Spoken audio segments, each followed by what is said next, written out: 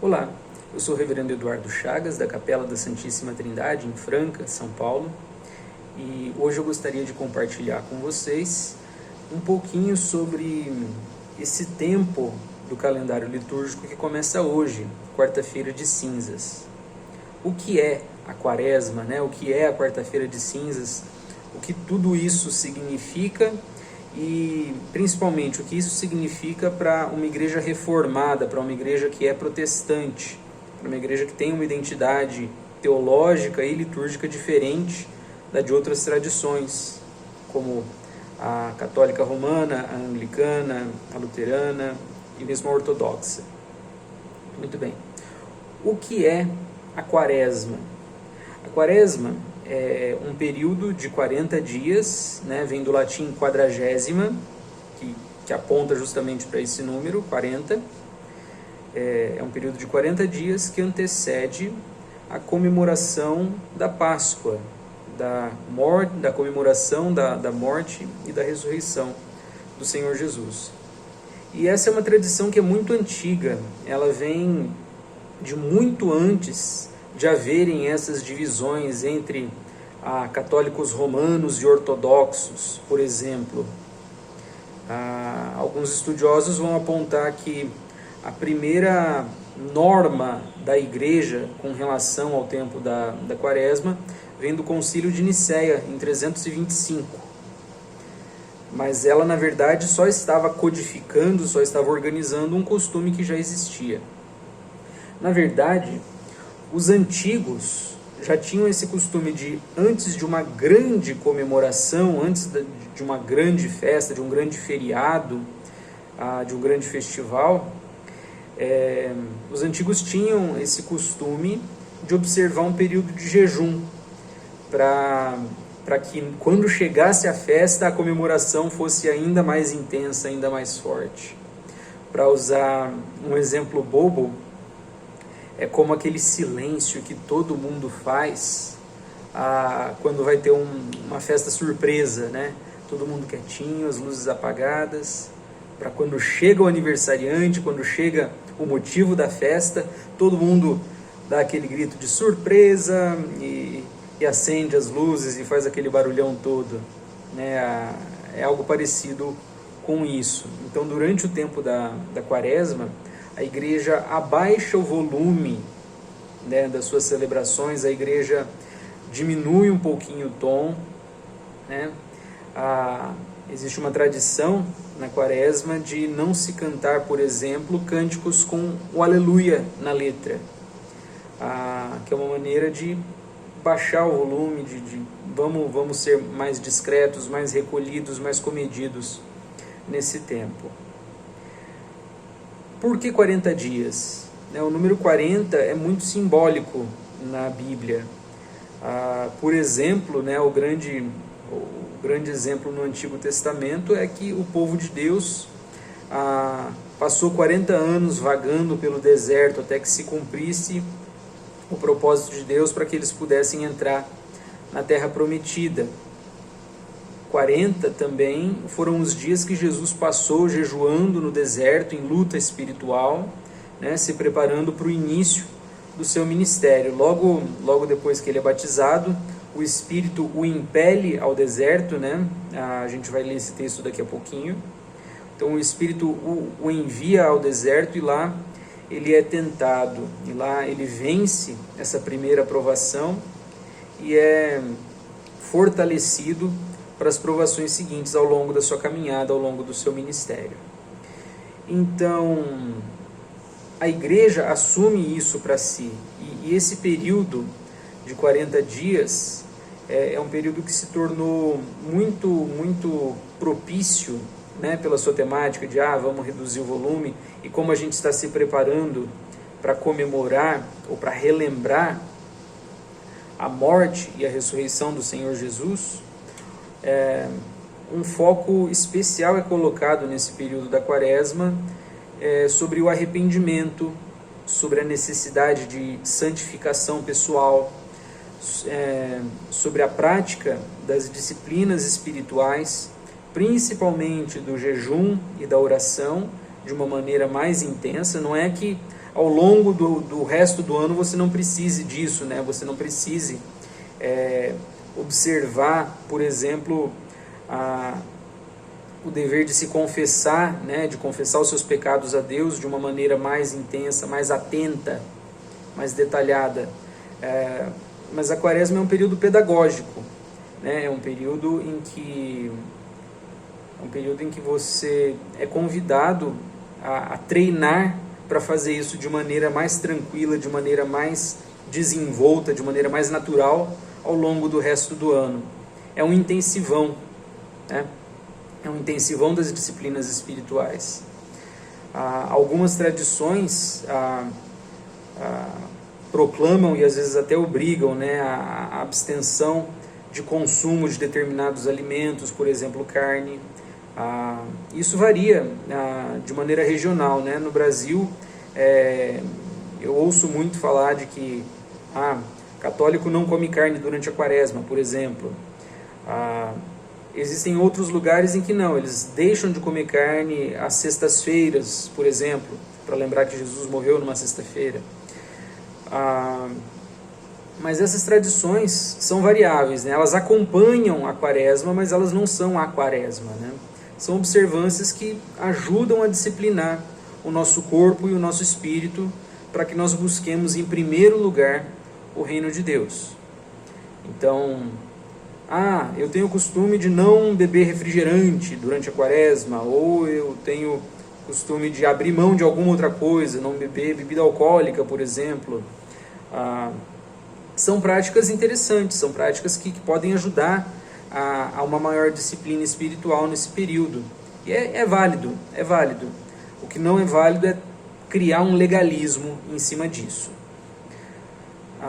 Outro tema que é importante na quaresma, né, é que existe uma tradição muito antiga, uma tradição da igreja primitiva mesmo, de receber novos membros por batismo ou por profissão de fé, daqueles que foram batizados na infância, na Páscoa, né, no domingo de Páscoa ou na vigília pascal, que é aquela grande comemoração da ressurreição do Senhor feita já na madrugada do domingo, né, já no sábado à noite para domingo. Em algumas tradições essa vigília dura a noite inteira, né, principalmente na igreja ortodoxa. E existia um costume, e muitas igrejas ainda observam, de receber membros, né, pelo batismo, pela profissão de fé, no domingo de Páscoa. Então a quaresma se tornava um intensivão também, né? É uma forma de acelerar o passo, né? De apertar o passo, é a reta final para aqueles que vão ser recebidos, né, para a igreja. E um dos documentos mais antigos da história da igreja, que é o Didaquê, já recomendava que não só os catecúmenos, né, não só aqueles que vão ser batizados, praticassem o jejum nesse período, logo antes de serem recebidos, mas que também toda a igreja participasse com eles, como que encorajando: olha, estamos juntos, estamos com vocês, vamos perseverar para essa reta final, né? Então a quaresma se torna a reta final daqueles que estão se preparando para a profissão de fé e batismo. E essa preparação podia chegar a 3 anos, né? Então 3 anos preparando, 3 anos nessa expectativa, até que finalmente eles seriam recebidos no domingo de Páscoa. E esse período de 40 dias era um intensivão, né, de instrução sobre o significado dos sacramentos, principalmente do batismo, né, que estava prestes a acontecer, mas também da ceia do Senhor, que eles iam começar a participar. Então, todos esses temas se juntam no tempo da quaresma. Então, o tema de uma proclamação de arrependimento, de necessidade de santificação, de purificação da vida, de andar de maneira mais próxima de Deus, o período de disciplina espiritual, de maior jejum, de oração, de confissão mais constante, mais intensa, né, de observância dos nossos pecados. E essa data, né, que marca o início da quaresma, que é a quarta-feira de cinzas, também é bastante simbólica, né? Por que quarta-feira de cinzas? tanto o Antigo quanto o Novo Testamento marcam, né, usam como símbolo de tristeza, de arrependimento, de um coração que está tocado, o uso de pano de saco, né? Você tira suas roupas finas, suas roupas confortáveis e vestir pano de saco mesmo, né? Aquela coisa feia, aquela coisa que não é feita para vestir, que é utilitária, mas só para se cobrir com isso mesmo. E o uso de cinzas, que nos lembra de que nós somos pó e ao pó nós vamos retornar também. Então, é uma forma de marcar o início desse tempo de arrependimento, desse tempo de busca de uma maior santificação, de uma mortificação da nossa carne, como alguns autores vão colocar, né? De deixar os nossos desejos e os nossos interesses de lado um pouco, para buscar em primeiro lugar o reino de Deus, a sua justiça, a sua santidade, sem a qual, afinal de contas, ninguém verá a Deus. Então, eu gostaria de convidar a todos à observância de uma santa quaresma, de um período de verdadeiro recolhimento, de exame da nossa alma, do nosso espírito, para que, ao chegar a Páscoa, nós estejamos prontos e morrendo de vontade de dar aqueles gritos de aleluia, porque Cristo, a nossa salvação, o nosso Cordeiro Pascal, foi imolado. Então, celebremos a festa, né? Mas que nós estejamos prontos para isso até lá. Eu gostaria de deixar com vocês um pequeno trecho do Evangelho segundo São Marcos, capítulo 1, a partir do verso 9. Certo dia, Jesus veio de Nazaré da Galileia e João o batizou no Rio Jordão. Enquanto saía da água, viu o céu se abrir e o Espírito Santo descer sobre ele como uma pomba. E uma voz do céu disse: "Você é o meu filho amado, que me dá grande alegria." Em seguida, o Espírito conduziu Jesus ao deserto, onde ele foi tentado por Satanás durante 40 dias. Estava entre animais selvagens e anjos o serviam. Depois que João foi preso, Jesus foi para Galileia, onde anunciou as boas novas de Deus. Enfim chegou o tempo prometido, proclamava. O reino de Deus está próximo. Arrependam-se e creiam nas boas novas. A chegada do reino de Deus é evangelho, né? É boa notícia. Arrependam-se e creiam nas boas novas. Mas se é uma boa notícia, por que eu tenho que me arrepender? Porque o reino de Deus significa justamente a derrota daquilo que é mal.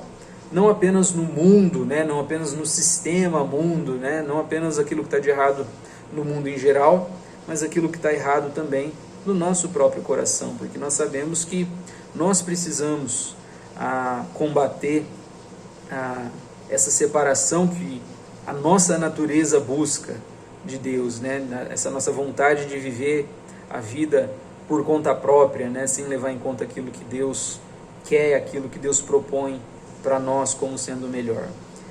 Então arrependam-se, para que vocês façam parte do reino de Deus também, para que vocês não sejam destruídos quando Deus passar o mundo a limpo, né? Quando Ele for passar o mundo a limpo, vai ficar só o que estiver correto, o que estiver de acordo com a vontade dEle, e o que não for, isso vai passar. Então, para que nós não sejamos descartados, passemos a nossa vida limpo também na quaresma. Arrependam-se, creiam na boa notícia. Cristo é quem nos permite viver em novidade de vida.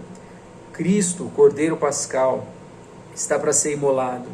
Então vamos preparar os nossos corações, vamos preparar para viver com mais santidade, para viver mais atentos a Deus, a sua vontade, a sua palavra nesse tempo. Gostaria de te convidar a uma oração.